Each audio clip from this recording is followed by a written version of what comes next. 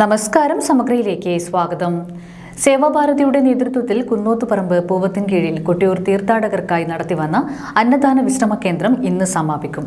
21 ദിവസം കൊണ്ട് 40,000-ഓളം തീർത്ഥാടകരാണ് അന്നദാന കേന്ദ്രത്തിൽ എത്തിയത്. സേവാഭാരതി കുന്നോത്തുപറമ്പ് പൂവത്തിൻകീഴിൽ നടത്തിവന്ന അന്നദാന വിശ്രമ കേന്ദ്രത്തിന്റെ പ്രവർത്തനങ്ങൾ ഇന്ന് സമാപിക്കും. ജൂൺ 10-നാണ് അന്നദാന വിശ്രമ കേന്ദ്രം ആരംഭിച്ചത്. 21 ദിവസം കൊണ്ട് ഏകദേശം 40,000-ഓളം ഭക്തർ അന്നദാന കേന്ദ്രത്തിൽ എത്തിയിട്ടുണ്ട്. രാവിലെ മുതൽ വൈകുന്നേരം വരെയാണ് അന്നദാന കേന്ദ്രം പ്രവർത്തിച്ചത്. രാവിലെയും ഉച്ചക്കും വൈകുന്നേരവും തീർത്ഥാടകർക്ക് അന്നദാനം ഒരുക്കിയിരുന്നു. സേവാഭാരതി കൂത്തുപറമ്പ് പാട്യം പാനൂർ കമ്മിറ്റികളുടെ നേതൃത്വത്തിലാണ് അന്നദാന കേന്ദ്രം നടത്തിവന്നത്. പൂവത്തിൻകീഴിലെ KT ദിലീഷ് കേന്ദ്രത്തിൽ വെച്ചാണ് അന്നദാന വിശ്രമ കേന്ദ്രം പ്രവർത്തിക്കുന്നത്. അന്നദാനത്തിന്റെ ഭാഗമായി മലബാർ ക്യാൻസർ സെന്ററുമായി സഹകരിച്ച് രക്തദാന ക്യാമ്പും സംഘടിപ്പിച്ചു. സേവാഭാരതി രക്ഷാധികാരി K നാണു മാസ്റ്റർ ചടങ്ങ് ഉദ്ഘാടനം ചെയ്തു.